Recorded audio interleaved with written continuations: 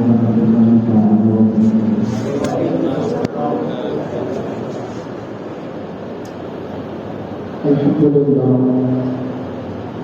الحمد لله وكفى وسلام على عباده الذين اصطفى. أما بعد فأعوذ بالله من الشيطان الرجيم. بسم الله الرحمن الرحيم. ألا إن أولياء الله لا خوف عليهم ولا هم يحزنون. آمنت بالله صدق الله العظيم. آئیے ہمارا عمل کر سب سے پہلے سبب عالم المجسم بے قسم کے قص بے قسم کے برکت نبی آخر الزمان سیدنا مقام جناب احمد مصطفیٰ محمد مصطفیٰ صلی اللہ علیہ وسلم کی بارگاہ بقدس پناہ میں اپنی غلامی کا ثبوت دیتے ہوئے حدیث درود پاک پیش کریں.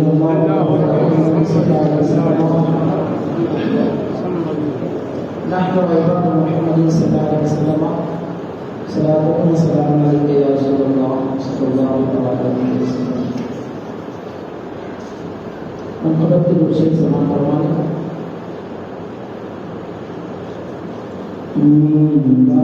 ولیوں کے امام میرا ولیوں کے امام دے دو پنجتن کے نام. ہم نے محفل سجائی بڑی دیر سے. ڈالو نظر کرم سرکار ڈالو نظر کرم سرکار ڈالو نظر کرم سرکار اپنے منگتوں پر ایک بار. ہم نے محفل ہے سجائی بڑی دیر سے. میرا آس ہے لگائی بڑی دیر سے. تم جو بناؤ بات بنے گی میرا. تم جو بناؤ بات بنے گی. دونوں جہاں میں لاج رہے گی. دونوں جہاں میں لاج رہے گی. لاج رہے گی.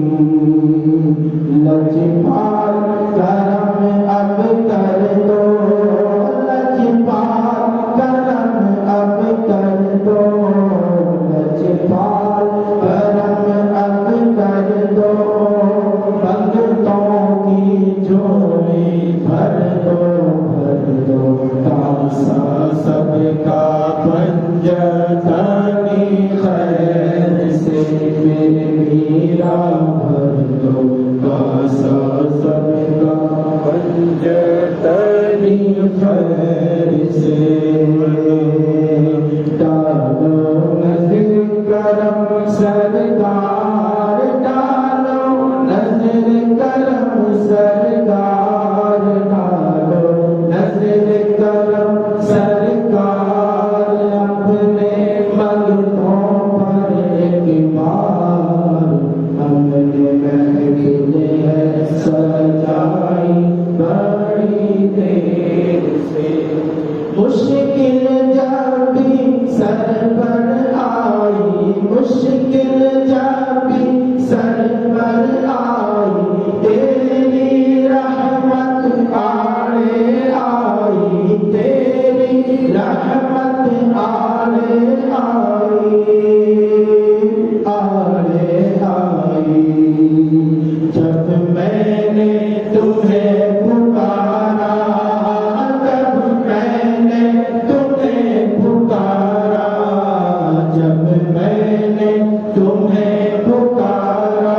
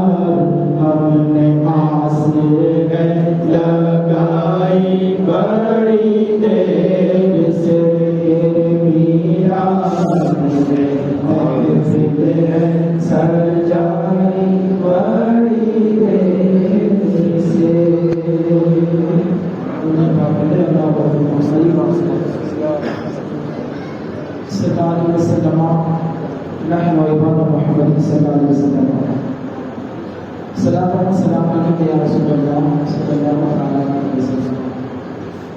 آپ لوگ منتشر ہو کے بیٹھے ہیں، اب تو سب لگانے کی ضرورت نہیں ہے، نمازی میں لوگ آپ سامنے آ کر بیٹھیں گے پورا سمجھ میں آ رہا ہے۔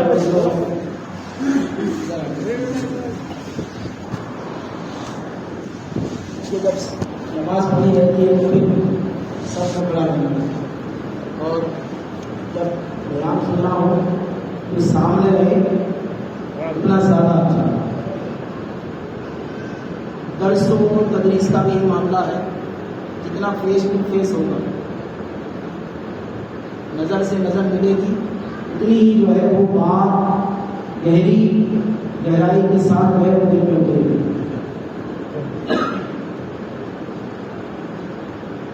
شاعر کہتا ہے ہمارے دین کی حقانیت کے دونوں شامل ہیں، ہمارے دین کی حقانیت کے دونوں شامل ہیں، محی الدین جیلانی، معین الدین اجمیری۔ سبحان اللہ۔ محی الدین جیلانی، معین الدین اجمیری۔ اور سرکار شریعہ علیہ رحمۃ فرماتے ہیں صدقہ رسول پاک کا جھولی میں ڈال دو، صدقہ رسول پاک کا جھولی میں ڈال دو، ہم قادری فقیر ہیں یا غوث المدد، ہم قادری فقیر ہیں یا غوث المدد۔ آج اس یا غوث المدد پر بڑی لوگوں کو بے چینی ہوتی ہے۔ یا غوث المدد کیوں کہتے ہیں؟ اور جب تمہیں تکلیف پہنچتی ہے، پریشانی ہوتی ہے، تو تم غوث اعظم کو کیوں پکارتے ہیں؟ اللہ کو پکار کہ مرض بھی وہی دیتا ہے اور دوا بھی وہی کرتا ہے، مرض بھی تکلیف بھی وہی آزمانے کے لیے ہمیں پہنچاتا ہے، اور اس تکلیف سے چھٹکارا بھی ہمیں دیتا ہے، اللہ ہی تعالیٰ عطا فرماتا ہے۔ ان لوگوں کا یہ اعتراض کہ آپ لوگ، پہلی بات تو یہ ہے کہ غوث کا معنی ہے مددگار، اور آپ صرف غوث نہیں کہتے ہیں، غوث اعظم کہتے ہیں، سب سے بڑا مدد ہے۔ اور اللہ تعالیٰ کو آپ مددگار نہیں کہتے ہیں، غوث اعظم کو کہتے ہیں، غریب نواز کو کہتے ہیں۔ تو حقیقت میں یہ لوگ ہمیں اولیاء اللہ سے دور کرنے کے لیے باتیں کرتے ہیں، کہ جتنا کانٹیکٹ ہمارا اولیاء کرام سے، اللہ کے دوست سے، اللہ کے محبوب بندوں سے، اس کے مقرب معظم جو اس کی بارگاہ میں جو رسائی حاصل رکھتے ہیں اور اس کی بارگاہ کا جنہیں قرب حاصل ہے، ان سے ہمیں دور کرنے کے لیے ایسی باتیں۔ یہ تو یقیناً ہم سب کو معلوم ہے کہ حقیقت میں دینے والا تو اللہ ہی تعالیٰ ہے۔ اگر ایسا ہی ہے، یا غوث المدد اگر نہیں پکار سکتے تو جب تمہیں کوئی پولیس والا ایک ڈنڈا مارتا ہے تو تم وہ با اور وہ ماں کیوں کہتے ہیں؟ باپ کو کیوں پکارتے ہو؟ اللہ کو یا اللہ کو؟ اصل میں یہ ہمیں دھوکہ دینے کے لیے کہ اللہ رب العزت کے مقرر بندوں کو اللہ سے وہ الگ سمجھتے ہیں، اور وہ یہ باطل گمان رکھتے ہیں کہ اللہ کے جو ولی ہوتے ہیں، اللہ کے جو محبوب بندے ہوتے ہیں، وہ انتقال کر جانے کے بعد کوئی فائدہ نہیں پہنچاتا۔ یہ ان کا عقیدہ جو سراسر غلط۔ امام غزالی رحمۃ اللہ تعالی علیہ کی کتابیں وہ لوگ بھی پڑھتے ہیں، ہم بھی پڑھتے ہیں۔ امام شافعی مسلک کے ماننے والے امام غزالی رحمۃ اللہ تعالی علیہ اپنی کتاب میں لکھتے ہیں کہ جس طرح اولیاء کرام سے استمداد یعنی مدد طلب کرنا ان کی زندگی میں ظاہری حیات میں جائز ہے، اسی طرح ان کے انتقال کرنے کے بعد بھی جائز ہے۔ یہ صرف سرکار اعلیٰ نے تھوڑی لکھا، امام غزالی کو فتویٰ لگاؤ، آپ تو ان کی کتابیں پڑھتے ہو، بلکہ ان کی کتاب کا حوالہ اپنی کتابوں میں دیتے ہو۔ جب آپ انہیں معتبر سمجھتے ہیں اور ان کی کتابوں کو لائق اعتبار سمجھتے ہیں تو پھر آپ جو ہے اس طرح کی باتیں جو ہمیں بتاتے ہیں معاذ اللہ اور اولیاء کرام سے مدد طلب نہ کی جائے، انہیں نہ پکارا جائے، یہ سراسر اہل سنت و جماعت کے خلاف عقیدہ ہے اور یہ عقیدہ باطل عقیدہ۔ حدیث پاک میں آیا کہ جب کوئی شخص کہیں جنگل بیابان میں کہیں پھنس جائے، کوئی تکلیف میں مبتلا ہو جائے اور کوئی اس کو مدد پہنچانے والا نہ ہو، حدیث پاک کے الفاظ ہے، میرے آقا علیہ الصلوۃ والسلام فرماتے ہیں کہ وہ اس طرح پکارے، یا عبادی اعینونی، اے اللہ کے نیک بندو میری مدد کرو۔ یہ حدیث پاک، وہاں تو کوئی نظر نہیں آ رہا، مگر میرے آقا علیہ الصلوۃ والسلام ہمیں یہ بتاتے ہیں کہ جنگل ہو یا بیابان ہو یا پہاڑ ہو یا کوئی بھی جگہ ہو، وہ اللہ کے مقبول بندوں سے خالی نہیں۔ ہر جگہ اللہ کے نیک بندے، یہ الگ بات ہے کہ ہماری نگاہیں انہیں دیکھ نہ سکیں، مگر اللہ کے مقبولان بارگاہ الہی وہ بزرگان کرام اولیاء کرام جو ہے وہ موجود ہوتے ہیں، اور پہاڑوں میں اولیاء کرام کے دستے پاک پر اور ان کے مرید اجنہ یعنی جنات بھی ہوا کرتے ہیں، ان میں بھی نیک اور صالح ہوتے ہیں، وہ لوگ بھی اجنہ کی جو ہے وہ مدد کرتے ہیں۔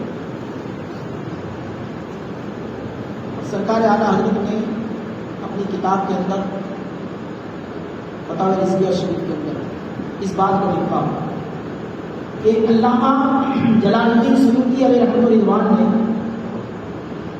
معتبر مستند روایتوں کو جمع کیا اور اس میں امام قشیری رحمۃ اللہ تعالی علیہ سے جن بزرگ نے نقل فرمایا اس روایت کو، ان کے تعلق سے ابو سعید خراز رضی اللہ تعالیٰ بزرگ کا نام ہے، وہ بیان فرماتے ہیں کہ ایک مرتبہ میں کعبہ شریف کے اندر طواف کعبہ میں مشغول تھا، میں نے دیکھا کہ ایک نوجوان جو ہے وہاں پر انتقال کر گیا، ایک نوجوان کو میں نے وہاں پر دیکھا تو انتقال کر گیا۔ جب میں اس کے قریب گیا اور میں نے اس کی طرف نگاہ کی تو وہ مسکرانے لگا، تو میں نے دل میں سوچا کہ کیا یہ نیک اللہ کے بندے حیات ہیں؟ اور اسی طرح کی اور روایت بیان فرماتے ہیں کہ ایک بزرگ کا انتقال ہو گیا تو میں نے اسے قبر میں اتارا، قبر میں اتارنے کے بعد میں نے اس کے سر کو خاک پر رکھا اور میں نے کہا کہ اللہ تعالیٰ اس غریب پر رحم فرما۔ تو جو بزرگ کا انتقال ہو گیا تھا انہوں نے آنکھیں کھولی اور کہا کہ تم مجھے اس کی بارگاہ میں ذلیل و رسوا کرتے ہو جو میرے نام اٹھایا کرتا ہے۔ اللہ کے نبی آج بھی بہت سی جگہ پہ ہم نے دیکھا، بہت سی جگہوں پر کہ کہیں قبر کھل گئی تو وہاں پر برسوں پرانی قبر جس کو سال 2 سال نہیں 50 سال 100 سال بلکہ صحابہ کرام کی قبر بھی جو ہے وہ کھلی اور اس وقت سے دفن کیے ہوئے آج بھی جو ہے وہ نہ ان کے جسم سے ٹچ ہونے والا کپڑا جو ہے وہ بھی سلا گڑا نہیں. جسم تو دور کی بات ہے بلکہ ان کے جسم اطہر سے جو کپڑا لگ جاتا ہے یعنی کفن وہ بھی جو ہے وہ سڑتا گلتا نہیں. حالانکہ کپڑا بھی اگر زمین میں ڈال دیا جائے تو وہ بھی جو ہے وہ ختم ہو جاتا ہے. مگر اللہ کے نیک بندے ایسے ہوتے ہیں کہ اللہ تعالیٰ ان کے جسموں کو جو ہے زمین کے اندر صحیح سلامت رکھتا. اور ایسا ہی نہیں کہ صرف وہ زمین کے اندر ان کا جسم ہے اور وہ کچھ تصرف نہیں رکھتے کچھ طاقت نہیں رکھتے, ایسا نہیں, بلکہ بتایا گیا کہ وہ اولیاء کرام جنہیں اللہ تعالیٰ نے قبر میں بھی تصرف کا اختیار عطا فرمایا ہے کہ وہ قبر میں رہ کر باہر والوں کی مدد کیا کریں. ان میں سب سے پہلے حضور سیدنا غوث پاک رضی اللہ تعالیٰ عنہ اور بھی بزرگان کرام ہیں جیسے حضرت علی بن مسافر رضی اللہ تعالیٰ, پھر حضرت علی بن حیدی جو حضور غوث پاک رضی اللہ تعالیٰ عنہ کے زمانے کے اور آپ کے مرید ہیں, وہ بھی اپنے زمانے کے بہت بڑے اللہ کے برگزیدہ ولی. لیکن اولیاء کرام کو اللہ تعالیٰ قبروں میں بھی جو ہے وہ تصرف کرنے کا پاور اور اختیار عطا فرمایا. تو اب اگر ہم یا غوث مدد دیتے ہیں تو یہ مدد مانگنا اللہ کو چھوڑ کر کسی غیر اللہ سے نہیں ہے. سمجھ آئے؟ اس کو یوں سمجھو, آپ اس کو آسان طریقے سے میں بتاؤں کہ آپ جو ہیں بیٹے سے مانگو یا باپ سے مانگو, بات تو دونوں برابر, بات دونوں برابر. باپ اگر دے ملکیت باپ کی, چاہے وہ جائیداد ہو, زمین ہو اور بینک بیلنس ہو, اس کا اصل مالک جو ہے وہ باپ, اگر دادا انتقال کر گئے, ورنہ باپ کی بھی سب پراپرٹی دادا کی. حدیث شریف میں آئے کہ تو اور تیرا مال جو ہے وہ تیرے باپ کا ہی ہے. آج کہتے ہیں یہ تو میں نے کمایا, یہ میں نے کیا. آپ جتنا کمانا جتنا کر لیں, مگر حقیقت یہ ہے کہ جو کچھ بھی ہمارا ہے اس کے مالک جو ہے حقیقی معنوں میں ہمارے والدین ہیں. مگر وہ جو چاہیں جتنا چاہیں وہ بغیر آپ کی اجازت سے آپ کے مال میں سے لے سکتے ہیں. اس لیے یہ خاص کر ہمارے نئے جو ہے جو ہمارا نوجوان طبقہ, میں ان کو خاص یہ بات بتانا چاہتا ہوں کہ اپنے ذہن و دماغ سے بات نکال دے کہ یہ تو میں نے اپنا کمایا نہیں, بلکہ باپ اگر اس بات پہ راضی ہو, اس کے پاس جتنا بھی ہو, اس سے ہمیں کلام نہیں کہ اس کے پاس 2 بنگلے ہیں یا 4 بنگلے, اس سے کلام نہیں. اگر اس نے تمہارے پاس جو ہے اس کی خواہش کی تو حق یہ ہے کہ جو وہ چاہتے ہیں وہ اٹھا کر آپ ان کو دیں. یہ باپ کا نہیں بات. ہاں, وراثت جو جاری ہوتی ہے وہ قانون کے حساب سے. قرآن پاک میں جو حصہ ہر ایک کا بتایا گیا, دادا کا انتقال ہوا تو اب جو ہے وہ اس کی اولاد کو یعنی باپ کو اتنا ملے گا, اور اگر دادی حیات ہیں تو ان کو اتنا ملے گا, اور دیگر اولاد ہیں باپ کی بہنیں وغیرہ ہیں وہ بھی ان کو اتنا ملے گا. یہ قرآن پاک کے حساب سے وراثت بڑھتی ہے. مگر ہماری جو پراپرٹی ہے جو اپنا, اس میں سے اگر باپ چاہے تو لے سکتا، آپ اس کو روک نہیں سکتے. یہ بات دھیان رکھیں. تو حقیقت میں ہوتا یہ ہے کہ باپ مالک ہوتا پوری ملکیت کا، اور آپ نے سوال کیا باپ سے تو باپ دے یا باپ نے جو اپنے بیٹے کو دیا اور بیٹا آپ کو دے، باپ تو برابر ہے، باپ دونوں برابر ہیں بلا تمثیل. اولیاء کرام جو ہوتے ہیں وہ، میں نے ایک مرتبہ کہا تھا کہ یہ خاصان خدا، خدا کے خاص بندے ہیں. خاصان خدا خدا نہ باشن، خاصان خدا خدا نہ باشن لیکن از خدا جدا نہ باشن.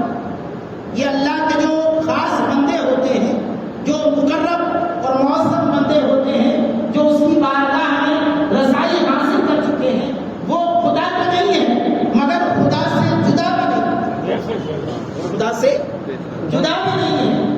تو اب کوئی یا غوث المدد کہتا ہے تو حقیقی معنوں میں وہ یہی کہتا ہے کہ اے غوث اعظم تم ہماری مدد کرو وہی طاقت اور اسی قوت سے جو اللہ نے آپ کو عطا فرمائی. اس لیے سرکار تابشریہ رحمہ فرماتے ہیں کہ صدقہ رسول پاک کا جھولی میں ڈال دو، ہم قادری فقیر ہیں یا غوث المدد، ہم قادری فقیر ہیں یا غوث المدد. اور مددگار وہ بھی سب سے بڑا مددگار. ایک بات ہمیشہ دھیان میں رکھیں کہ کبھی بھی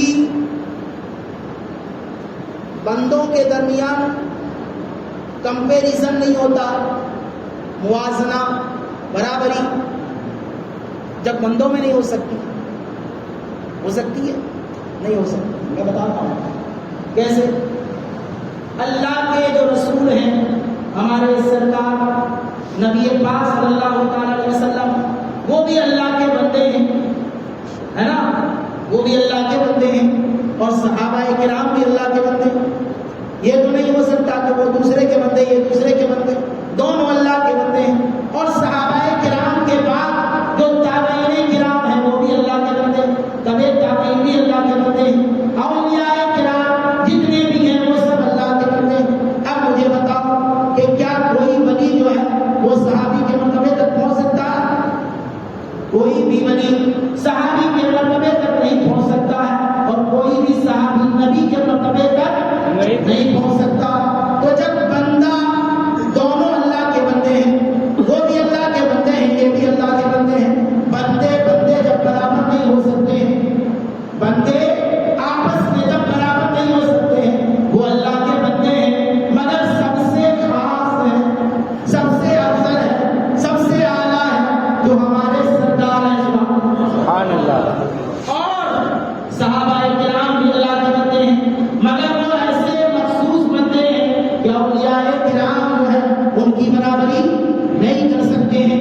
تمام اولیاء کرام جو ہیں دنیا کے اندر وہ بھی اللہ کے مخصوص بندے ہیں مگر وہ جو ہے وہ غوث اعظم کی برابری نہیں کر سکتے ہیں. اس لیے کہ غوث اعظم رضی اللہ تعالیٰ عنہ جو ہے ان کو اللہ تعالیٰ نے سارے ولیوں کا اور سارے کتب کا، سارے غوث کا، یعنی آپ غوث الانواس ہیں، قطب الامتار ہیں، پیران پیر ہیں، روشن ضمیر ہیں، سارے ولیوں کے سردار. بات بتائیں جو سردار ہوتا ہے وہ اس کے ہاتھ کے نیچے جو لوگ ہوتے ہیں تو وہ سردار اور یہ لوگ برابر ہوتے ہیں؟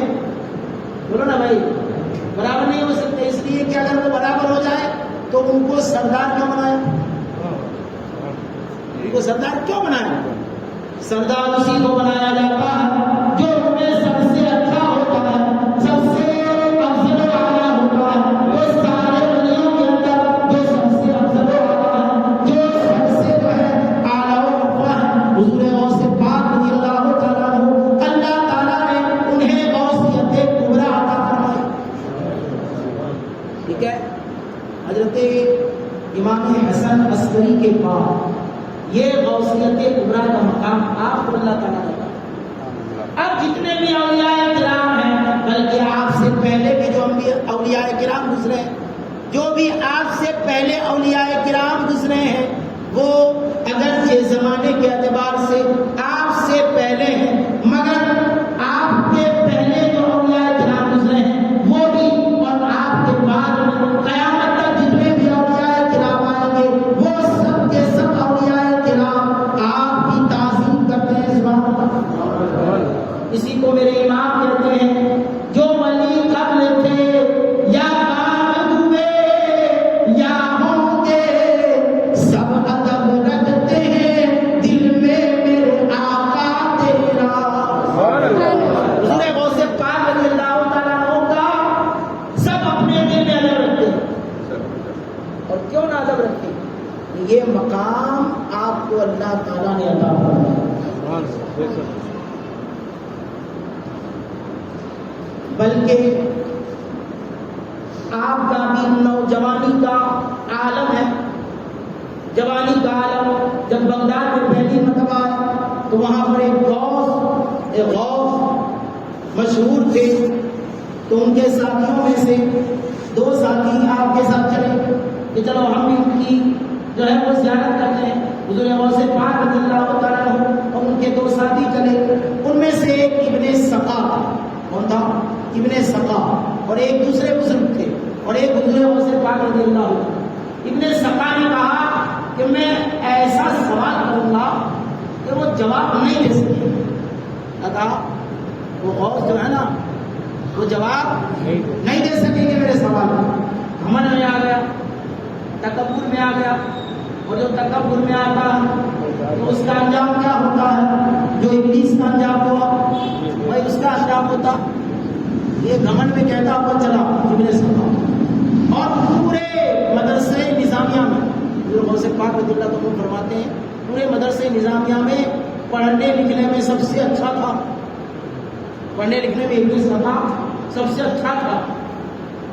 اور جو دوسرے بزرگ تھے انہوں نے کہا کہ میں بھی سوال کروں گا، دیکھتا ہوں کیا جواب دیتے ہیں، دیکھتا ہوں کیا جواب دیتے ہیں۔ اور حضور غوث پاک رضی اللہ تعالیٰ عنہ سے پوچھا، انہوں نے کہا میں تو صرف زیارت کرنے کے لیے جا رہا ہوں۔ کس لیے جا رہا ہوں؟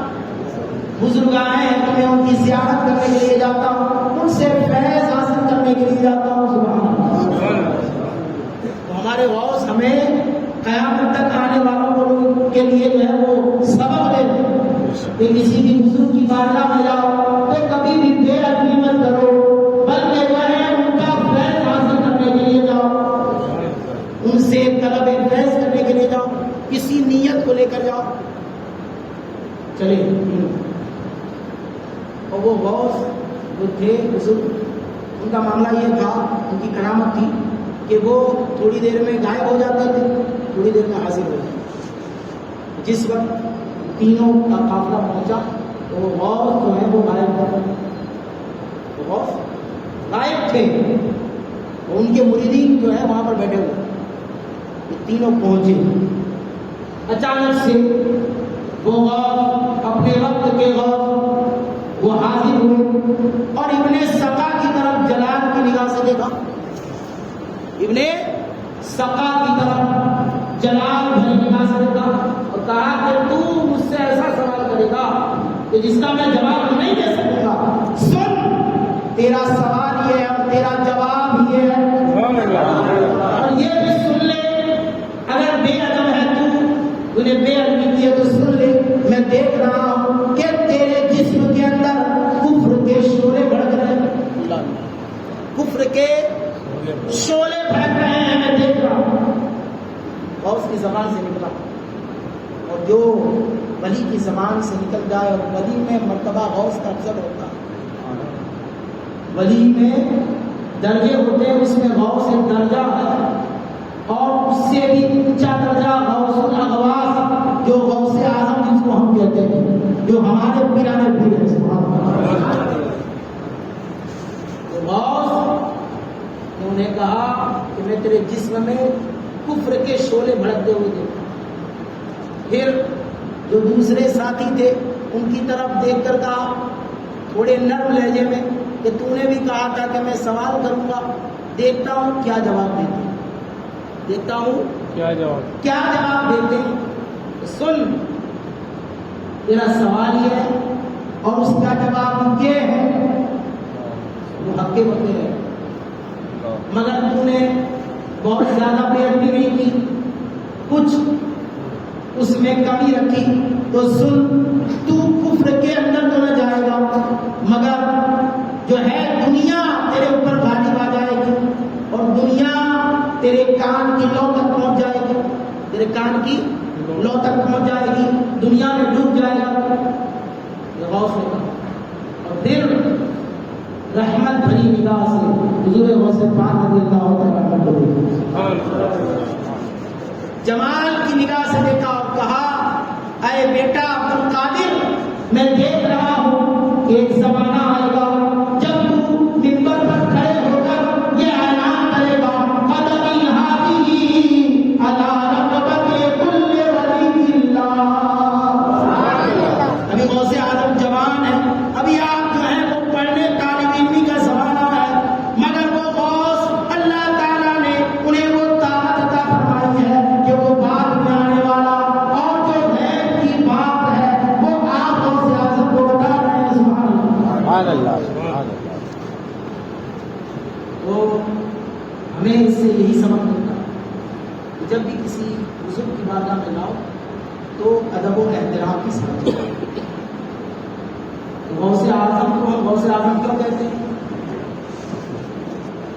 غوث اعظم کو یہ نہیں ہے کہ وہ اللہ سے بھی معاذ اللہ بڑھ کے مدد کرتے ہیں، یہ نہیں ہے، یہ تو کوئی بھی جاہل سے جاہل انسان بالکل پڑھا لکھا نہ ہو، کبھی بھی جو مدرسے میں نہ گیا اس سے بھی آپ پوچھو گے تو وہ یہی کہے گا کہ یہ غوث اعظم کا مطلب یہ ہے کہ سارے غوث کے اندر، سارے ولیوں میں جو سب سے بڑے مددگار ہیں وہ غوث اعظم عبد القادر جیلانی۔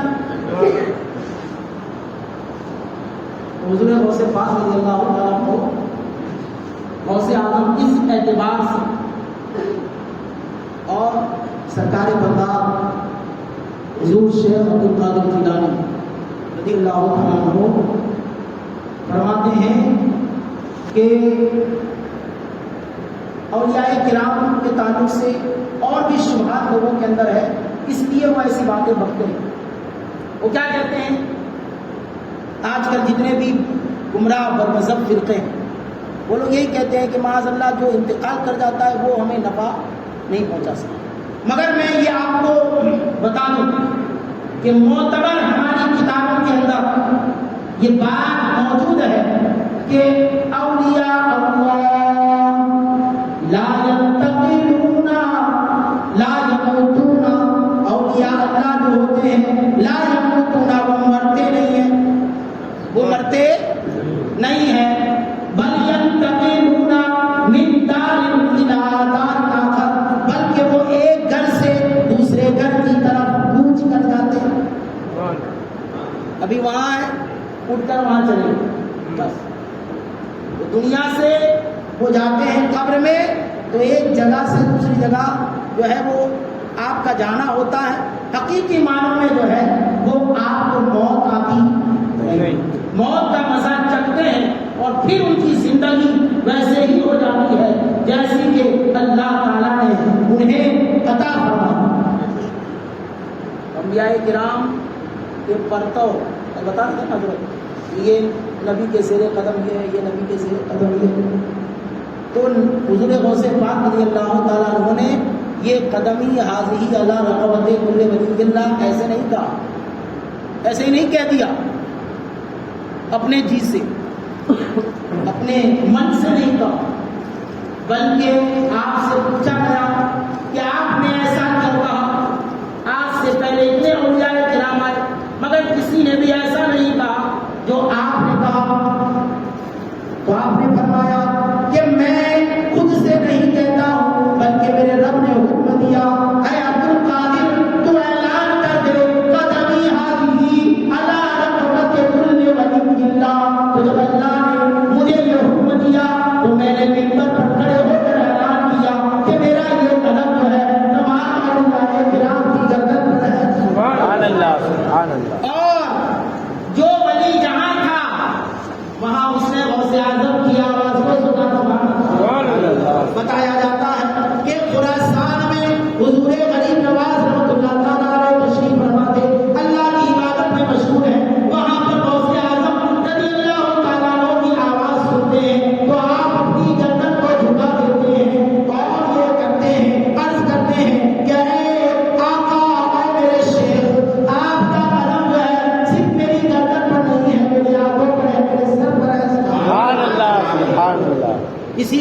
واضح سبب فرماتے ہیں جب سے تو نے قدم غوث لیا ہے سر پر. کیا غریب نواز؟ جب سے تو نے قدم غوث لیا ہے سر پر سب تب رکھتے ہیں دل میں میرے آقا تیرا. اور حضور مفتی اعظم فرماتے ہیں یہ دل یہ جگر ہے، یہ آنکھیں یہ سر ہے، یہ دل یہ جگر ہے، یہ آنکھیں یہ سر ہے، جہاں چاہو رات کو قدم غوث اعظم. سبحان اللہ سبحان اللہ. اتنے بڑے بڑے اولیاء کرام آپ سے پہلے دعائیں، آپ کی پیدائش سے پہلے بھی آپ کے تعلق سے جو ہے وہ بشارتیں دی گئی. وہ اولیاء کرام بھی آپ کے مرتبے کو مانتے ہیں، مگر یہ آج کے چھچندر جو ہے ادھر ادھر بھٹکتے رہتے ہیں اور ہر کام جو ہے ان کا جو ہے دوسرے لوگوں سے چلتا. ہر کام میں ادھر مانگتے ادھر مانگتے ادھر مانگتے، اور جب کبھی ولی کی بات آتی ہے کہ ہم ان سے نہیں مانگتے، تو اس کا مطلب یہ کہ صرف اللہ کے ولی غیر اللہ، باقی سب جو ہے وہ غیر اللہ نہیں ہے. باقی سب غیر اللہ نہیں، اللہ کے علاوہ جتنے ہیں سب غیر اللہ. اللہ کے علاوہ جتنے ہیں سب غیر اللہ ہے. جب سب غیر اللہ ہے تو پھر اللہ رب العزت خود ارشاد فرماتا ہے ما آتاکم الرسول فخذوه وما نهاکم عنہ فانتہوا. جو میرا رسول تمہیں دے اسے لے لو. جب اللہ کے علاوہ کسی سے مدد مانگنا جائز نہیں ہے تو اللہ تعالیٰ پھر یہ حکم نہیں فرماتا، کیونکہ نبی بھی جو ہے وہ بھی تو اللہ کے غیر ہے. اللہ تو نہیں ہے، اللہ کے علاوہ ہے، وہ بھی بندے ہیں اللہ کے. تو قرآن سے ثابت ہوا کہ اللہ کے بندوں سے مانگنا یہ جائز ہے، بلکہ اس کا حکم اللہ تعالیٰ نے دیا. اللہ تعالیٰ نے اس کا حکم دیا کہ تم جو میرے نبی دیں اسے لے لو، اور جو جس چیز سے منع کریں اسے لے لو. اس لیے ہم سنیوں کا یہ عقیدہ کہ اللہ کے جو نیک بندے ہوتے ہیں اولیاء کرام جو ہوتے ہیں وہ جو کچھ بھی عطا فرماتے ہیں وہ اللہ ہی نے انہیں عطا فرمایا ہے اور اسی سے ہمیں وہ دیتے ہیں. اور ان کا تصرف کیا ہوگا؟ پورے غوث پاک رضی اللہ تعالیٰ عنہ دل کی کیسی کیفیت کو جانتے ہیں. دل میں جو خطرات گزرتے ہیں، دل میں جو وسوسے جنم لیتے ہیں، اس کو کس طرح جانتے ہیں وہ دیکھو. ایک مرتبہ آپ کے ایک مرید آپ کے ساتھ جا رہے ہیں جامع مسجد نماز ادا کرنے میں، اور یہ معمول تھا کہ آپ ہمیشہ آپ کے ساتھ ہی جو ہے مرید ہمیشہ حضور غوث پاک رضی اللہ تعالیٰ عنہ کے ساتھ ساتھ مسجد میں نماز ادا کرنے کے لیے جاتے جامع مسجد. چلے پہلے جب بھی جاتے تھے تو لوگوں کا ہجوم ہو جاتا تھا اور اتنی بڑی بھیڑ ہو جاتی تھی. کوئی ادھر سے سلام کر رہا ہے، کوئی معاندہ کر رہا ہے، کوئی مسافہ کر رہا ہے، کوئی جو ہے دستبوسی کر رہا. مگر وہ دل میں سوچ رہے ہیں کہ آج کوئی سلام کیوں نہیں کرتا. حضور غوث پاک جا رہے ہیں، وہ بھی جا رہے ہیں، ساتھ ساتھ میں چل رہے ہیں. غوث پاک آگے یہ پیچھے پیچھے جا رہے ہیں. دل میں خیال آیا مرید کہ آج کوئی بھی سلام نہیں کر رہا حضور غوث پاک. اور یہ عادت کے خلاف ہے. جب بھی میں جاتا ہوں میرے شیخ کے ساتھ تو میں دیکھتا ہوں یہ جمع غفیر ہوتا، بہت بڑا جھنجھٹا لگ جاتا اور سب ہر طرف سے دیوانہ وار ان پر ٹوٹ پڑتے اور ان سے ان کے فیضان سے مالا مال ہوتے. پر آج کوئی آتا کیوں نہیں؟ اتنے میں ایک ادھر سے آئے، ایک ادھر سے آئے، ایک ادھر سے آئے. بھیڑ آتی گئی بھیڑ. اب بھیڑ جب ہوئی تو ایک نے دھکا مارا، دوسرے نے دھکا مارا مرید کو، تو وہ پیچھے چلے گئے اور حضور غوث پاک رضی اللہ تعالیٰ آگے اور بیچ میں اتنے سارے لوگ آ گئے. اب وہ پھر سے سوچ رہے ہیں کہ اس کے بعد تو پہلے والا یاد اچھا کہ میں اپنے پیر کے ساتھ تھا، ان کے فیضان سے مالامال ہو رہا تھا. جو رحمت و انوار کی بارشیں ان پر اللہ اللہ تعالیٰ نازل فرما رہا تھا، اس بارش میں بھی نہا رہا تھا، میں اپنے شیخ کے ساتھ ساتھ چل رہا تھا، یہ میری معراج ہو رہی تھی۔ اب ایسا ہوا کہ جو اتنی ساری بھیڑ آ گئی اور بزرگوں سے پاک میرے شیخ آگے آگے چلے گئے اور مجھے دھکا مار کے لوگوں نے پیچھے کر دیا۔ پھر مسجد پہنچے، حضور غوث پاک رضی اللہ تعالیٰ عنہ فرماتے ہیں تم ہی تو سوچ رہے تھے کہ آج کوئی سلام نہیں کرتا، آج کوئی ملنے کے لیے نہیں آتا۔ سنو، لوگوں کے دل میرے ہاتھ میں، میری مٹھی میں، میں جب چاہتا ہوں اپنی طرف کھینچ لیتا ہوں اور جب چاہتا ہوں اپنی توجہ میں نے چاہا کہ کوئی میری طرف متوجہ نہ ہو، حضور سے پاک فرماتا ہے میں نے چاہا کہ میری طرف کوئی کسی کی توجہ نہ ہو تو کوئی بھی سلام کرنے نہیں آتا، کوئی مسافہ نہیں کرتا، کوئی معانقہ نہیں کرتا، کوئی دست پوسی نہیں کرتا۔ اور جب تم نے دل میں یہ سوچا کہ آج کوئی سلام کیوں نہیں کرتا، آج بھیڑ کیوں نہیں لگتی، تو پھر میں نے لوگوں کے دلوں کو اپنی طرف پھیر دیا، اپنی طرف مائل کر دیا۔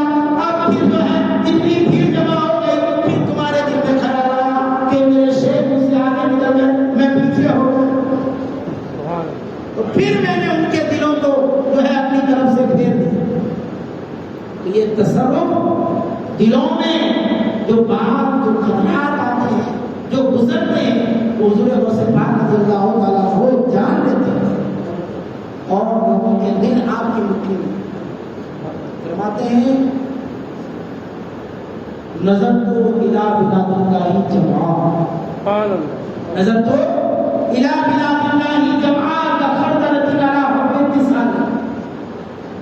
پوری روئے زمین میں کتنے شہر ہیں، ہم لوگ جانتے ہیں کتنے شہر ہیں، جانتے ہیں ہم لوگ، ہم لڑیار، احمد آباد، بورسل، اتلا، آجو بازو کے جانتے ہیں۔ میں یو پی میں گیا تو یو پی کے 2-4 جانتے ہیں، ورنہ ہم کو نہیں معلوم ہے کتنے شہر ہیں دنیا کے۔ حضور غوث پاک رضی اللہ عنہ فرماتے ہیں بلاد اللہ ہی، اللہ کے تمام شہر، اس طرح میں ان کو دیکھتا ہوں جیسے ہتھیلی میں رائے کے دانے کو دیکھتا ہوں۔ رائے کا دانہ دیکھا ہے نا کتنا چھوٹا ہوتا، تو پورے جتنے بھی شہر ہیں دنیا کے وہ سب کے سب حضور غوث پاک رضی اللہ تعالیٰ عنہ اور ایک جگہ فرماتے ہیں میری نگاہ ہمیشہ لوہے محفوظ پر ٹکی رہتی، ہمیشہ ٹکی رہتی۔ اولیاء کرام کا معاملہ کیا ہوتا ہے، جب انہیں لوہے محفوظ پر دیکھنا ہوتا ہے تو وہ مراقبہ کرتے ہیں۔ ہم لوگ آنکھیں کھولتے ہیں، منظر کو دیکھنے کے لیے ہم لوگ آنکھیں کھولتے ہیں، بلکہ آنکھیں پھاڑ پھاڑ کے دیکھتے ہیں، اور اللہ والے آنکھیں بند کر کے دیکھتے ہیں۔ وہ دل کی آنکھوں سے دیکھتے، دل کی نگاہ سے دیکھتے۔ اللہ تعالیٰ نے ان کے دل کو اتنا صاف اور شفاف بنا دیا ہے، وہ مثل آئینہ ہو چکا ہے، پوری دنیا جو ہے اس آئینے میں مجھے نظر آتی ہے، دیکھ لیتے ہیں اپنی۔ تو یہ اولیاء کا معاملہ رہتا ہے کہ وہ جب کچھ دیکھنا رہتا ہے وہ محفوظ کو، تو آنکھ بند کرتے، دل کی طرف جھکاتے، تو دل میں جو ہے وہ یہ کیفیت ہوتی جب مراقبے میں جاتے تب۔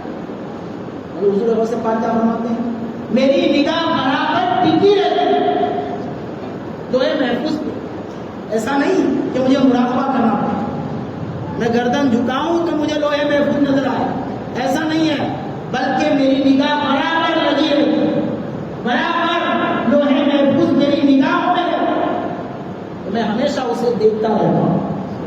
حضور غوث پاک رضی اللہ تعالیٰ دو شخص تھے عربستان سے حج کر کے واپس آتے، عربستان ہی جاتے ہیں حج کرنے کے لیے، سعودی عرب میں، مکہ المکرمہ مدینہ المنورہ۔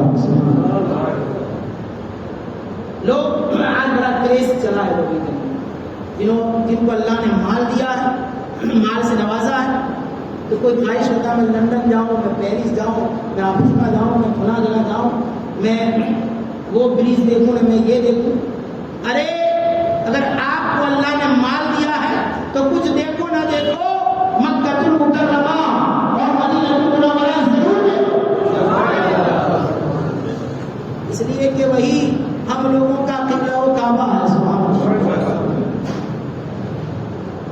تو دونوں حج کر کے آ رہے ہیں. غربت کی حالت. پہلے لوگ زیادہ تر پیدل حج کرتے ہیں, قریب میں بھی رہتے ہیں پیدل حج کرتے ہیں. راستے میں ہماری تمہاری طرح تھوڑی ہے اتنا سارا ہمارے پاس گھر کے اندر تیل کا ڈبہ رکھا ہوا ہے, پورا تیل کا ڈبہ بھرا ہوا ہے. 15 لیٹر کا ہوتا ہے, 15 لیٹر کا ڈبہ. 5 لیٹر کا بھی ہو تب بھی کیا, پوری گودی بھر کے ہمارے یہاں جو ہے وہ چاول رکھا ہوا ہے, کڑکی رکھی ہوئی ہے اور سب بھرا ہوا ہے. وہ کہتے ہیں میرے پاس کچھ نہیں. کتنی ناشکری کرتے ہیں ہم لوگ, بڑے ناشکرے ہیں. کچھ نہیں ہمارے پاس, واقعی فقیری ہے, واقعی فقیر. اس لیے کہ حدیث شریف میں آیا 2 شخص کبھی بھی سیراب نہیں ہو سکتے تب ان کا پیٹ نہیں بھرتا. 2 لوگوں کا کبھی بھی پیٹ نہیں بھرتا.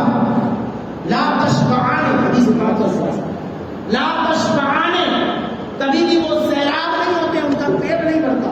کون ہے وہ 2 لوگ؟ ایک تو علم کی طرف رکھنے والا, جس کو علم کی للک, علم کی چاہت ہو, علم سے دلچسپی ہو, کبھی بھی علم حاصل کرنے سے اس کا پیٹ نہیں بھرتا. اور دوسرا مال کا طلب کرنا, مال طلب کرنا کہ اس کا بھی پیٹ مال سے نہیں بھرتا. جتنا مل جائے, 2 بنگلے تو آپ دعا کرو تیسرا بنگلہ, 4 دکانیں ہیں, دعا کرو 5ویں دکان ہو جائے. ارے بھائی 5 ہو جائے گی پھر 6, پھر 7. حدیث پاک میں آیا کہ بندہ جو ہے اس کی حالت ایسی ہے انسان کی کہ اس کے پاس وادی بھر کے سونا ہو, وہ یہ آرزو کرے گا, تمنا کرے گا 2 وادی بھر کے سونا ہو. وادی مطلب جنگل. جنگل کتنا بڑا ہوتا ہے؟ ذرا چھوٹا تھوڑی ہوتا ہے, بہت بڑا ہوتا ہے.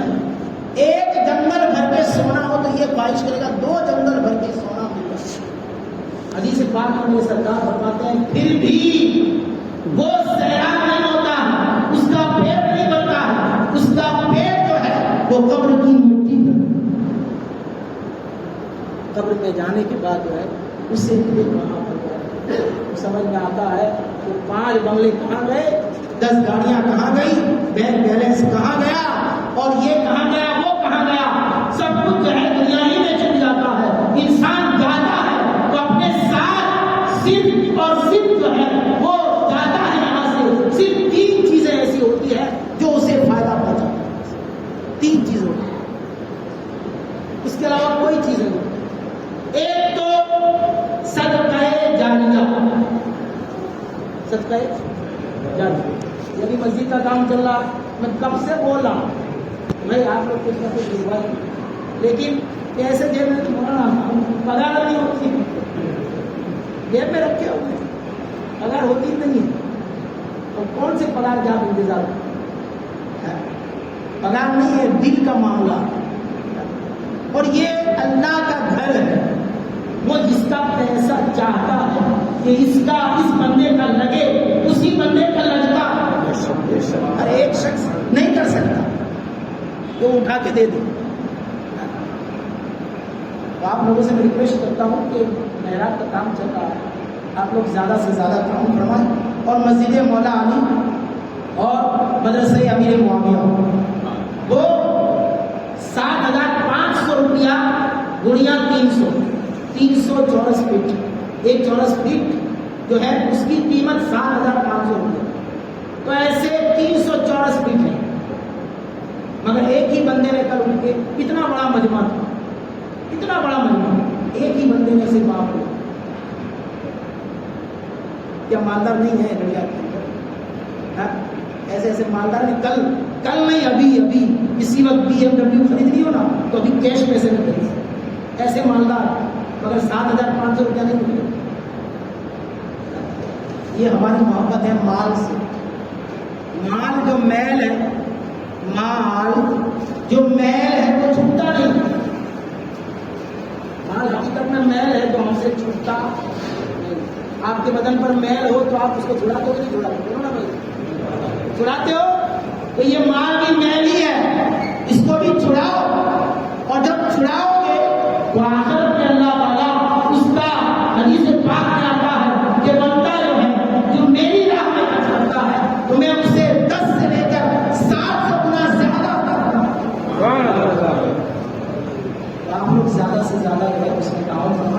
اللہ تعالیٰ نے بہت نوازا ہے بہت. خالی اتنا میں نے کہا تھا ایک مرتبہ بالکل صاف بات بولنے والا انسان, یہ خالی مسجد کے چاروں طرف جتنے لوگ رہتے ہیں اگر وہ لوگ یہ ہمیں ٹھان لے کہ پورا مسجد ہمیں جو ہے وہ مولا علی اور حضرت امیر معاویہ مدرسہ اس کو بنانا ہے تو یہ چاروں دشا والے ہی کر سکتے ہیں, کہیں جانے کی ضرورت تبدیل ہونا. خزانہ تو ہے مگر عثمان غنی جیسا نہیں. تو صرف مال مت مانگو, مال مت مانگو کہ اللہ مال دے, مال تو دے, اگر دینا ہے مال دے تو عثمان غنی نہ صحیح غلام عثمان غنی کا دل دے. اللہ تعالیٰ جو ہے وہ ان کاموں میں ہمارا پیسہ قبول فرمائے. اور ڈبے بھی ڈبے سب دے دیے, سب ڈبے دے دیے, ڈبے بھی ابھی بچے تو ڈبے بھی آپ اپنے گھر میں لے کر اور جی دو ہی گئے ہیں. بتائیے صرف 10 روپیہ 20 روپیہ, آپ کی بچی چھوٹی ہوتی ہے نا وہ 50 روپے کی چاکلیٹ کی طرح انگلی کر دے گی نا تو آپ جو ہے اس کو 50 کا چاکلیٹ ملا. اگر اللہ کے نام سے 10 روپیہ اس گلے میں ڈالنا ہے تو ہماری جیب سے نکلتا. اللہ تعالیٰ اپنی بارگاہ میں ہمارا پیسہ قبول کرے. اگر برکتیں چاہتے ہو, اگر چاہتے ہو کہ آپ کے مال میں برکت ہو, آپ کا مال سلامت رہے, بلکہ آپ کے مال کے اندر اور اضافہ ہو جائے, یہی چاہتے ہو کہ ایک ہو جائے تو 2 ہو جائے, تو پھر سنو لَئِن شَكَرْتُمْ لَأَزِيدَنَّكُمْ. تم میرا شکریہ ادا کرو. قرآن میں آیا ہے اللہ تعالیٰ فرماتا ہے تم میرا شکریہ ادا کرو. شکریہ کیسے ادا کیا جاتا ہے؟ ایسے ادا کیا جاتا ہے کہ جب بھی تمہارے پاس جیسی بھی حالت ہو, چاہے غربت کی حالت ہو یا مالداری کی حالت ہو, ہر حال میں اللہ کا شکر ادا کرو کہ اللہ تعالیٰ نے مجھے بہت نوازا ہے. اور جب کبھی اس کے نام سے مانگا جائے تو کبھی بھی جو ہے وہ بخل مت کرو اور کنجوسی مت کرو, بلکہ دل کھول کے دو. جب بندہ دل کھول دیتا ہے تو اللہ تعالیٰ بھی جو ہے اپنی رحمت و انوار کی بارشیں نازل کرتا ہے. اگر چاہتے ہو کہ 1 سے 2 بنگلہ ہو جائے تو یہ آج سے اسٹارٹ کر کے دیکھو. میں آپ کو پکا کہتا ہوں کہ جو شخص بھی اللہ کی راہ میں دیتا کبھی بھی اس کا مال برباد نہیں ہوتا, بلکہ اس کے مال میں بڑھوتری ہی ہوتی ہے. آپ کو اس کی مثال کیا ہے معلوم؟ میں وہ واقعہ سنا رہا کبھی سنا رہا ہوں, بیچ میں ایک بات آ گئی تو میں نے آپ کو کہہ دیا. اس کی مثال ایسی ہے کہ کتے کتنے بچہ دیتا, کتی ہوتی کتنے بچے دیتے, 5-6 دیتے ہیں ایک ساتھ. اور بکری کے کتنے ہوتے ہیں؟ 1 یا 2. بکری اللہ کے نام میں ذبح کی جاتی ہے نا بھائی. ہاں بھینس ہے پاڑا اللہ کے نام میں ذبح کیا جاتا ہے. حالانکہ بھینس پاڑا سے کوئی بھی بچہ ہوتا ہے 1 یا 2, بکری کا 1 یا 2, اور کتے کے 5-5-6 ہوتے ہیں. مگر آپ کو اتنے کتے دیکھنے نہیں ملیں گے جتنی بکریوں کے ریوڑ کے ریوڑ ملیں گے, گائے بھینس کے ریوڑ ملیں گے. کیوں یہ اضافہ کیوں ہوا, یہ برکت کیوں نازل ہوئی؟ اس لیے کہ جو چیز اللہ کی راہ میں قربان کی جاتی ہے اللہ تعالیٰ اس میں برکتیں عطا فرماتا ہے. پوری دنیا میں گھوم کے دیکھو, آپ کو کتے کے بچے اتنے نہیں ملیں گے, نہ کتے اتنے ملیں گے جتنی بکریاں ملیں گی. ریوڑ کے ریوڑ گاؤں میں جاؤ, گائے کے ریوڑ کے ریوڑ, بھینس کے ریوڑ کے ریوڑ. حالانکہ 1 یا 2 بچے جنمتے ہیں, اور جو 6 جنمنے والے اس میں کوئی برکت نہیں. کیوں؟ وہ اللہ کی راہ میں قربان نہیں کیا. جو چیز بھی اللہ کی راہ میں قربان ہوتی ہے وہ کوئی بھی چیز ہو اللہ تعالیٰ یقیناً اس میں برکتوں کا نزول ہوگا. وہ عرب سے آ رہے تھے حج کرنے, یہ کہہ رہا تھا. تو راستے میں اب غربت کا زمانہ ہمارا جیسا نہیں ہے. میں نے کہا نا تیل کے ڈبے اور شکر کی کونا ہمارے گھر میں رکھی ہے, بیٹی مولانا مگر دو تک نہیں ہے. تمہارے گھر میں اتنا سب رکھا ہوگا, کھائے گا کون؟ کب تک ہم جیئیں گے؟ 1 مہینے کا راشن ہم نے جمع کر لیا، کوئی کہہ سکتا ہے کہ 1 مہینہ انسان جیے؟ کہہ سکتا ہے؟ کوئی دعویٰ نہیں کر سکتا۔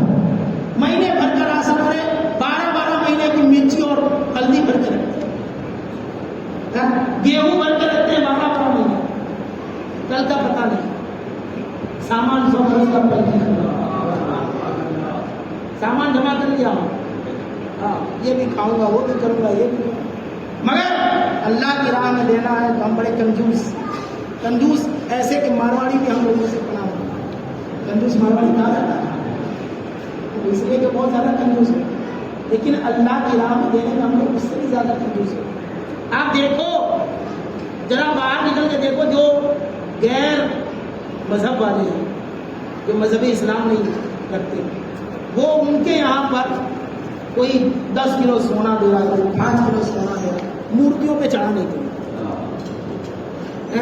ان کے مندروں پہ چڑھانے کے لیے کوئی چاندی دے رہا ہے، 50 کلو چاندی، 1 کلو سونا، 2 کلو سونا، 5 کلو سونا یہ دے رہا ہے، اور مسجد کے اندر 7,500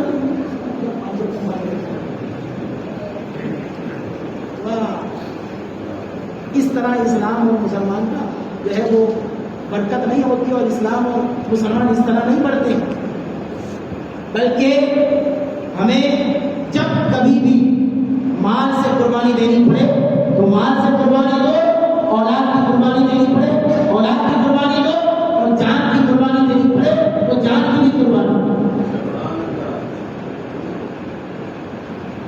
اور جب دو گے قربانی پھر آپ کو پتا چلے گا کسی تعویذ کی ضرورت نہیں ہے اور کسی بابا کے پاس جانے کی ضرورت نہیں ہے۔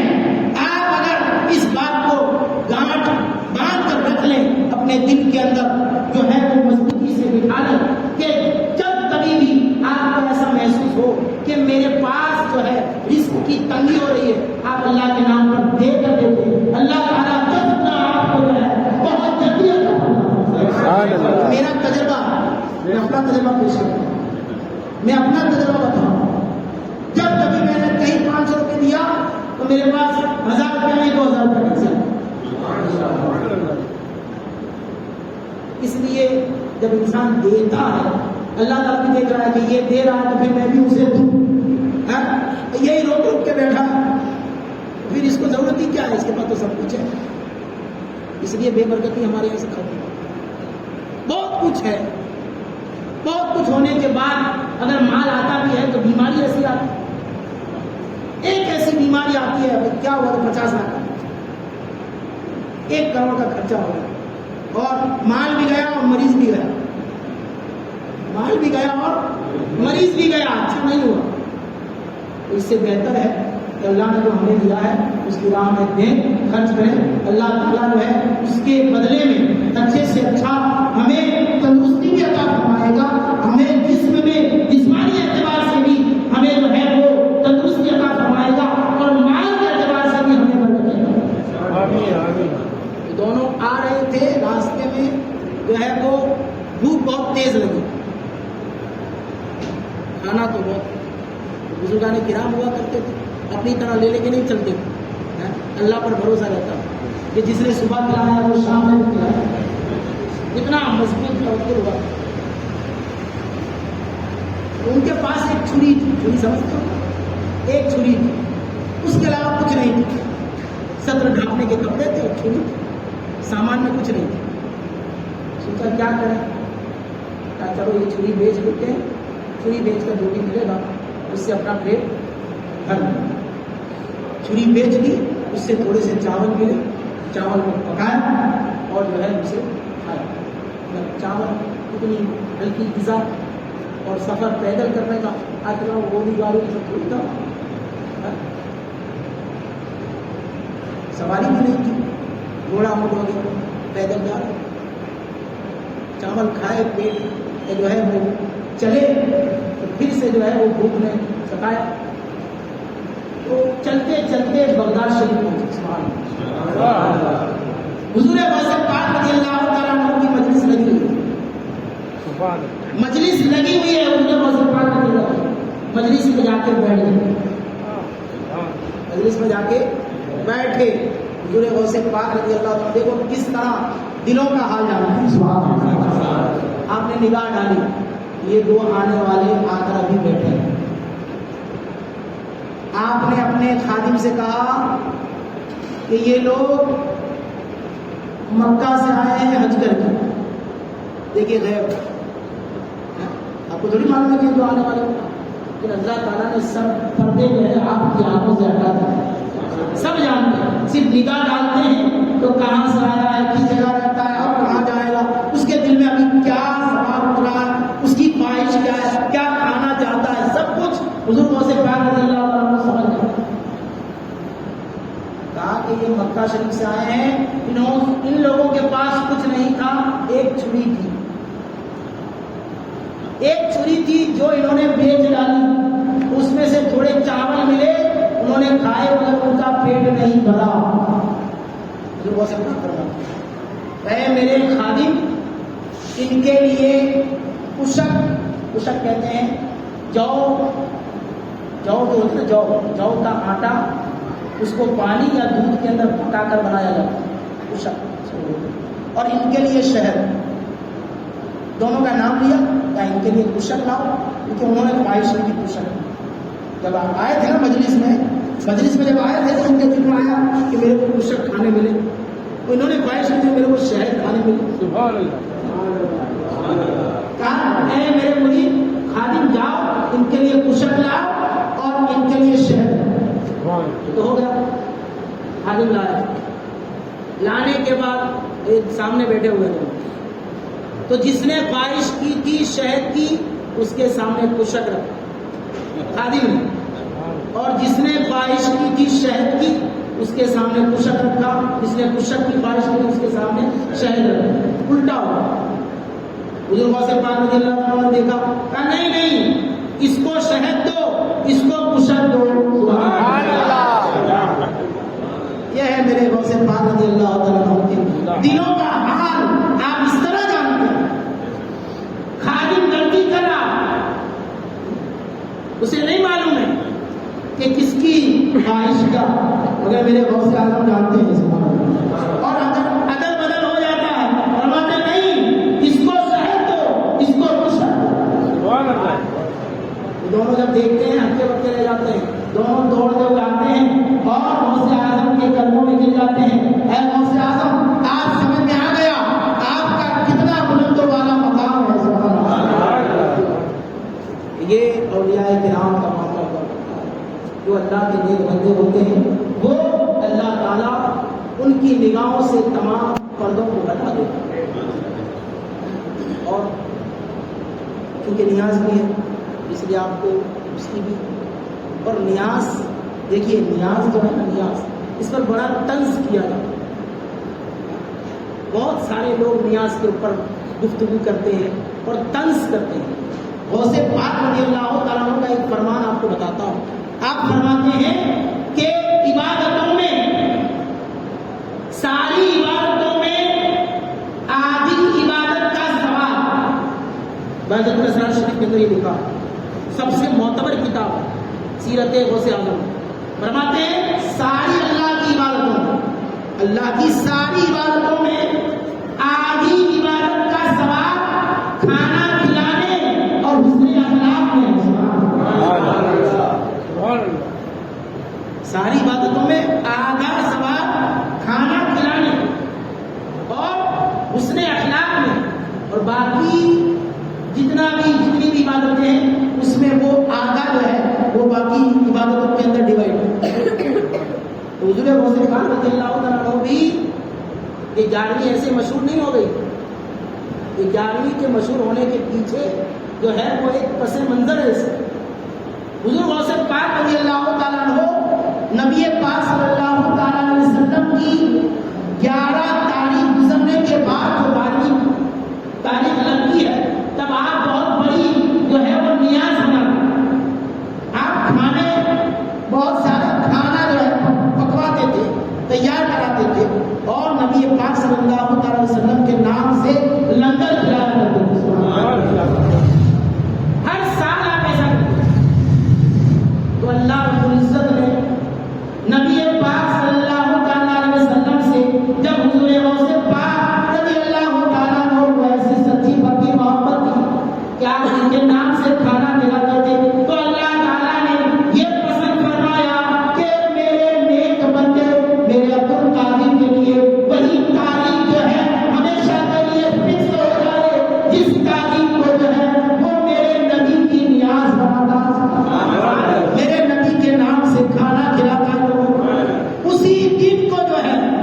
یہ روایت امام یعقوبی رحمۃ اللہ تعالیٰ علیہ نے اپنی کتاب کے اندر لکھا کہ اللہ تعالیٰ نے اس بات کو پسند فرمایا اور تب سے جو ہے حضور غوث پاک رضی اللہ عنہ کی 11ویں شریف مشہور ہو گئی. یہ میرے امام نے کہا ہے بے نشانوں کا نشان مٹتا نہیں، مٹتے مٹتے نام ہو ہی جائے. بے نشانوں کا نہیں مٹتا ہے تو یہ تو پہلے سے ہی نشان والا وہ نشان کو سمجھنا جو اٹھا کے جاتا مولانا نے کہا تھا نشان والا. ہم لوگوں پر انگلیاں ہماری جہالت کی بنیاد پر بہت سے ایسے جاہلانہ کام ہم لوگ کرتے ہیں. مجھے کسی نے سوال کیا، ابھی باریا گیا تھا نا، یہ دیوگر باریا گیا، یہ آخری بات کہہ دیتے ہیں، بات درست شریف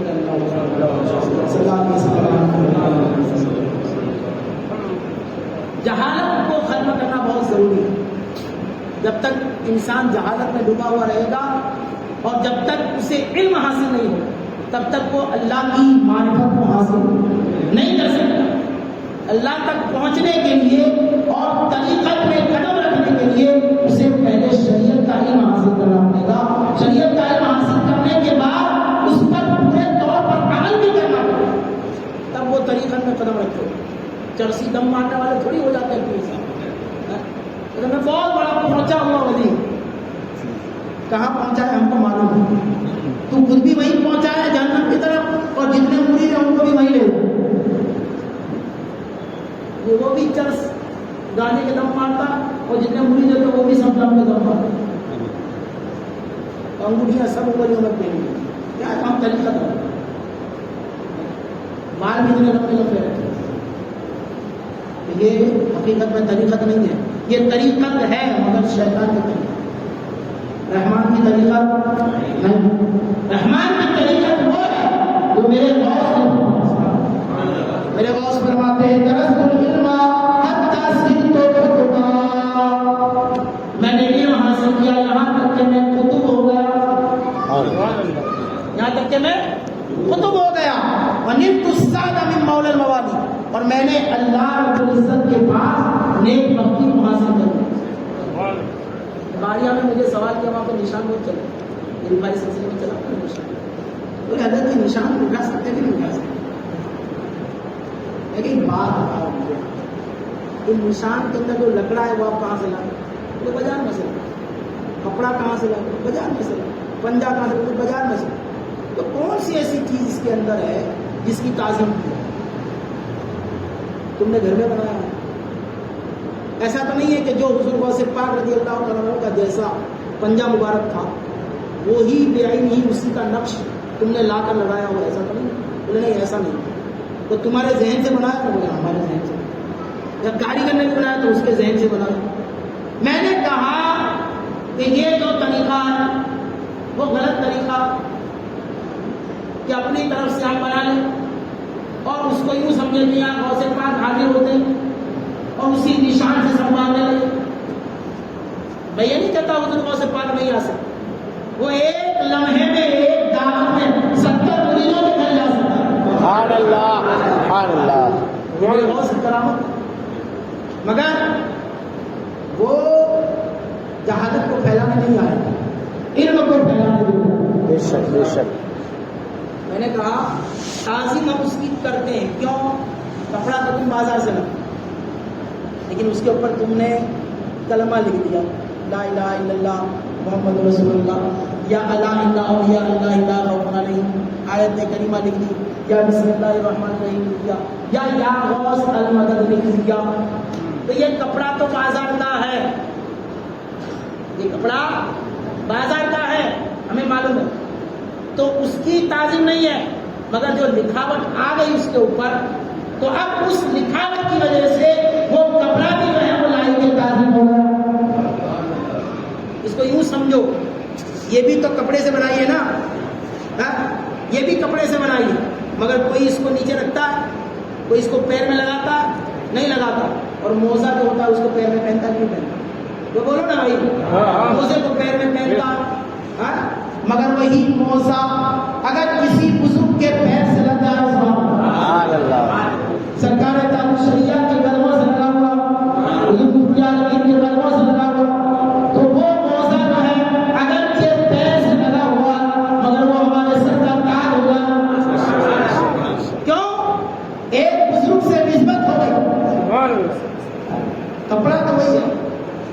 نہیں کہنا جاتا، مگر اب ہم اس کو پیر میں نہیں پہنے، اب ہم اس کو سر پہ رکھیں گے۔ سبحان اللہ سبحان اللہ۔ اسی لیے ہم نالے پاک کو سر پہ رکھتے ہیں۔ تو میں نے کہا کہ حقیقت میں ہم اس کو سب کچھ نہیں سمجھتے، اس کی تعظیم ہم کرتے ہیں اس لیے کہ اس پر کلام الہی لکھا ہوا، حضور غوث پاک کا نام لکھا ہوا، اور جو پنجہ تم نے لگایا وہ پنجہ بھی کسی ولی کا پنجہ نہیں ہے، کسی ولی کے ہاتھ کا پنجہ نہیں ہے، مگر اس کے اوپر تم نے آیت لکھ دی ہے، اس پر یا علی لکھ دیا ہے، یا حسین لکھ دیا ہے، یا حسن لکھ دیا ہے۔ ہم اس پنجے کو نہیں دیکھ رہے کہ چاندی کا ہے کس کا ہے، یا جو ہے وہ دوسری دھات کا ہے، ہم یہ دیکھتے ہیں کہ اس پر لکھا ہوا کیا، بس لکھا ہوا ہے تو ہم اس کی تعظیم کرتے ہیں۔ لیکن پھر یہ سمجھنا کہ نہیں یہی نشان ہم کو جو ہے وہ دیتے ہیں، یہی نشان ہماری حاجتیں پوری کرتے ہیں، یہ سب جائز ہے۔ تعظیم ہے اس کی، تعظیم کی جائے۔ قالین آپ کے گھر میں بچھا ہو، قالین آپ کے گھر میں بچھا ہو، آپ اس کی تعظیم نہیں کریں گے۔ اگر مسجد کا قالین ہے تو آپ اس کے اوپر وضو کا پانی بھی نہیں گرنے دیں گے، نہیں بات، اس لیے کہ یہ مسجد کا قالین ہے، مسجد کی سب، گھر کا جو قالین ہوتا ہے وہ گھر کا ہوتا ہے، جو مسجد کا قالین ہوتا ہے وہ مسجد کا ہوتا ہے۔ اینٹ وہ بھی ہے، اینٹ یہ بھی ہے، اگر یہاں اینٹ لگ گئی، یہاں لگ گئی، اب ہمیشہ کے لیے اللہ کے گھر کی اینٹ ہوگی۔ ایسا نہیں، اگر اس کو آپ شہید کر دو کبھی تو آگے جا کے فقہائے کرام فرماتے ہیں کہ اس ملبے کو جو مسجد سے نکلا ہو، شہید کر کے دوسرا بنائیں گے نا، تو وہی تو آپ استعمال نہیں کر سکتے، تو اس کو کہاں استعمال کریں؟ فرماتے ہیں کسی بھی ناپاک جگہ پہ استعمال نہیں کر سکتے۔ سبحان اللہ۔ حالانکہ اب تو وہ مسجد میں لگی ہوئی نہیں ہے، جب تک لگی ہوئی تھی اس کی تعظیم ہوتی تھی، مگر مسجد میں جب اتنے ٹائم تک رہی تو اس کی تعظیم جو ہے اتنی بڑھ گئی، اس کی عزت اتنی بڑھ گئی، اس کو اتنی بلندی مل گئی کہ توڑ تاڑ کے بعد بھی ہم اس کو کہیں غسل خانے میں یا جو استنجا خانے میں استعمال نہیں کریں گے، استعمال کریں گے تو اچھی جگہ پہ استعمال کریں گے۔ یہ نسبتوں کا معاملہ ہے۔ اللہ تعالیٰ ہمیں جو ہے نسبتوں سے ہمیشہ قائم رکھے۔ اس لیے میرے امام نے کہا تجھ سے در، تجھ سے در، در سے سگ، سگ سے ہے مجھ کو نسبت، تجھ سے در، در سے سگ، اور سگ سے ہے مجھ کو نسبت، میری گردن میں بھی ہے دور کا ڈورا۔ جب یہ ڈورا گلے میں آ جاتا ہے تو کیا ہوتا ہے؟ اس نشانی کے جو سگ ہے نہیں مارے جاتے، اس نشانی کے جو سگ ہے نہیں مارے جاتے، حشر تک میرے گلے میں رہ پٹا تیرا۔ یہ آوارہ کتے تھوڑی ہم لوگ، آوارہ کتے کو لوگ پتھر مار کے بھگا دیں گے، مگر جس کے گلے میں پٹا ہوگا، جس کے گلے میں پٹا ہوگا تو ہمیں سمجھ میں آ جائے گا یہ کوئی معمولی کتا نہیں ہے بلکہ اس کا کوئی مالک ہے۔ تو جب قادری پٹا ہمارے گلے